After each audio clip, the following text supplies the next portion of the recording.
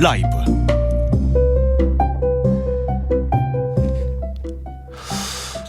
이번은 일본으로 가겠습니다. 한미 정상회담 어떻게 보고 있는지, 워싱턴 선언을 일본에서는 어떻게 보도하고 있는지 이영채 일본 게이센 여건대 교수 연결했습니다. 교수님 안녕하세요.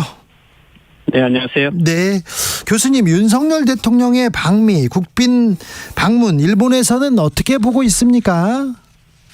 네, 일본에서도 거의 주요 방송들이 현재 한미 정상회담을 보도를 하고 있고요. 예. 그리고 보도 양도 많이 나오고 있습니다. 그리고 워싱턴 선언에 대해서도 거의 동시간대로 각 미디어들이 보도를 하고 있는 것 같습니다. 그래요? 워싱턴 선언은 어떻게 봅니까? 네, 실제 이번에 그 한미 간의 핵 사용과 관련된 협정을 맺었다라고 이야기를 하고 있고요. 네.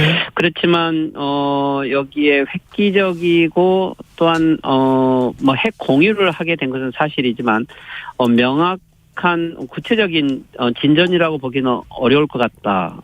여기 여러 코멘트하는 분들을 보더라도요, 이 핵 사용과 관련한 의사 결정에 한국이 직접 관여하게 되지는 않은 것 같다. 또 구체적인 안은 아직 나오지 않았다고 해서 오히려 이 한국이 핵 억지를 요구하고 있는 것에 대한 한국을 오히려 더 진정시키고 안정시키려고 하는 것이 목적이 아니었는가, 이렇게 조금 분석을 하고 있는 것 같습니다. 한국을 좀 달래려고 핵을 배치한다, 핵을 개발한다 이렇게 주장하는 한국의 그 생각들을, 그런 의견을 좀 달래기 위해서 이런 안이 나왔다, 이렇게 보고 있는 거네요.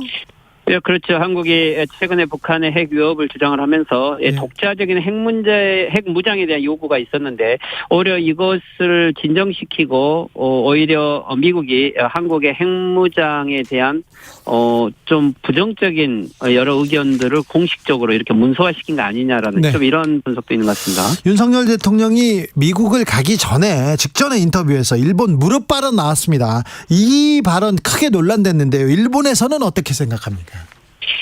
네, 일본에서 주요 정치가들이 이 문제를 공식으로 언급한 것은 없는데, 일본 야후의 SNS에서는 이게 많이 문제가 되었었습니다. 특히 한국 대통령 이 발언에 대해서는 일본 누리꾼들은 사이다 발언이다, 그리고 또는 역대 대통령과는 다른 아주 진일보한 발언이다, 아주 용기 있는 발언이다, 그리고 일본 수상도 못하는 말을 하고 있다, 이렇게 이야기를 하면서 일본 국우들은 아주 환영하는 이러한 발언을 하고 있는 것 같습니다. 윤석열 대통령을 일본에서는 어떻게 평가합니까? 일본 언론은 어떻게 보도하고 있고요? 네, 지난번 한일 정상회담 때도 그랬지만은 워낙 문재인 정권 때 한일 관계가 악화되어 있었기 때문에 이 윤석열 정권 이후에 한일 관계 개선에 대해서는 많은 기대가 있었고, 특히 지난번 한일 정상회담에서도 일본이 기대한 것 이상의 종합 선물 세트를 주었죠. 그래서 이 윤석열 정권하고 한일 관계 개선을 더 전략적으로 해가야 된다라는 것인데, 사쿠라 요시코라고 하는 일본 우익의 어떤 대부 같은 분은 공식적인 TV에서 윤석열 정권을 국립적으로는 신뢰할 수 없다, 하지만 일본의 국익을 위해서 전략적으로 잠시 휴전을 하고 윤석열 정권을 이용해야 된다, 이렇게 이야기를 했거든요. 결국 일본은 윤석열 정권에서 얻어낼 것은 다 얻어내겠다, 이러한 방향이라고 봐야 될 것 같습니다. 아니, 많이 얻었잖아요. 더 얻어낼 것을 더 얻어내겠다고요. 아니, 한국에서 주고 이렇게 대승적으로 내놓고 그러면 일본도 좀 성의를 보여야 되는 거 아닙니까? 그 전에도 저도 여러 번 인터뷰에서 이야기했지만, 일본은 일체 한국에게 더 이상 양보할 게 없다, 역사 문제는 끝났다, 이렇게 생각을 하고 있죠. 양보할 게 없다고요? 그렇죠. 그렇지만 일본이 얻어내야 될 과제는 훨씬 더 많습니다. 즉, 예를 들면 일본군 위안부 문제에 대해서도 다시 한국이 인정하기를 바라고 있고, 그리고 또 독도 문제에 대해서도 한국의 조치를 바라겠죠. 특히 후쿠시마 오염수 문제에 대해서도 한국에게 더 협조를 받아야 되기 때문에 오히려 일본은 지금부터 더 한국에게 더 많은 것을 양보받겠다, 아마 이런 입장이라고 봐야 될 것 같습니다. 지금부터 더 받는다고요? 아니, 독도 문제를 아니, 독도는 우리 땅인데 독도에서 무슨 양보를 하라고 합니까? 실제 일본의 입장은 일본의 지난번 최근에 교과서 개정에서 나왔지만 일본은 독도는 일본 영토이고 한국이 불법 점령하고 있다는 거죠. 그리고 독도와 관련된 모든 조치를 다 원상 회복하라는 것이 일본의 요구있기 때문에 아마 최소한 한국에게서 독도 문제와 관련돼서는 어떤 양보안을 하나라도 받아내겠다. 아마 이런 의도는 있을 겁니다.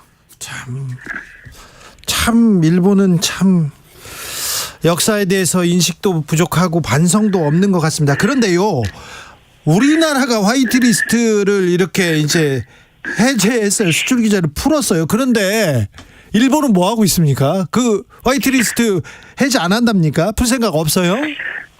네, 그것은 일본이 화이트리스트를 복원할 생각이 있었으면 지난번에 한일 정상회담 때 한국의 양보에 함께 응한 조치를 했겠죠. 네. 그렇지만 이 화이트리스트는 일본이 명확하게 강제동원 배상 문제에 대한 보복 조치를 통해서 했기 때문에 이 한국의 이 강제동원 배상 문제가 일단 지금 재단이 지불을 하고 있지만 여기에 대한 아주 명확한 완전 해결은 되어 있지 않기 때문에 이것을 계속 지켜보겠다고 하는 거죠. 한국이 생각하는 경제적인 조치가 아니고 강제징용 배상 판결에 대한 일본의 보복 조치이기 때문에 일본의 이런 선의적인 조치를 기대하기는 어렵다고 봐야 될 것 같습니다. 오늘 조 바이든 미국 대통령이 윤석열 대통령한테 일본과의 관계에 외교적 결단해 주셔서 감사하다 이런 얘기를 하더라고요. 네, 실제 이 한일 관계 악화는 일본이 만든 문제이지만 한국이 먼저 이 강제징용 배상 판결에 대해서는 양보를 하면서 실제 미국 쪽 입장에서는 일본과 위안부 문제와 좀 다르겠죠. 강제징용 배상 판결은 미국도 한국 측이 문제를 만들었다고 생각할 것이고 여기에 대해서 한국이 제3자 변제를 해결하겠다고 하는 것은 이 미일 그리고 한일의 이 협력 속에서 한미일 동맹을 강화하게 하겠다고 하는 미국 쪽 입장에서 봤을 때는 윤석열 정권이 아주 고맙고 이제 본격적으로 한미일 안전보장 협력을 강화하겠다. 아마 여기에 첫 단추를 풀었다 이렇게 생각을 할 겁니다. 앞으로 그러면 어떻게 되는 겁니까? 네, 실제 미국의 가장 큰 전략은 중국을 군사적으로도 경제적으로 봉쇄하는 건데 하지만 실제 미국은 지금 동아시아에서 그럴 만한 경제적이고 정치적 여유가 없지요. 네. 이것을 일본과 한국을 전면에 세워서 중국을 봉쇄하겠다는 건데 뭐 여기에 일본만은 가지고는 부족을 했고 윤석열 정권이 등장으로 한국이 일본보다 더 전면에 서고 있기 때문에 아마 미국에서는 이 한국과 일본의 협력으로 미국의 국익을 대변해서 중국과 대응해주는 이 한국의 윤석열 정권이 무엇보다 고맙겠죠. 윤석열 대통령이 인터뷰에서 대만 관계 이렇게 언급하면서 중국이 발끈하고 나섰습니다. 이 문제도 일본에서 주목하고 있습니까? 네, 그렇죠. 일본도 실제는 대만 문제로 중국과 대립은 하고 있지만 그렇지만 지금 현재 일본은 중국과의 관계 개선과 그리고 중국과의 경제적인 수출을 더 증대하고 있고 관광객도 많이 받고 있습니다. 예. 그렇지만 오히려 한국은 실질적으로 대만 문제에 직접적인 관계가 없음에도 불구하고 일본보다 더 중국을 자극하는 대만 발언으로 이 한중 경제 관계를 더 악화시키고 있는 것은 실제 일본도 하지 않고 있는 외교를 한국이 더 훨씬 자극적으로 하고 있는 것은 위험하다고 봐야 될 것 같습니다. 일본을 보면서 좀 더 냉철하게 중국 외교를 판단할 필요가 있을 것 같습니다. 러시아의 그 군사적 지원, 무기 지원할 수 있다 이런 가능성 열어둔 거에 대해서는 일본은 어떻게 봅니까?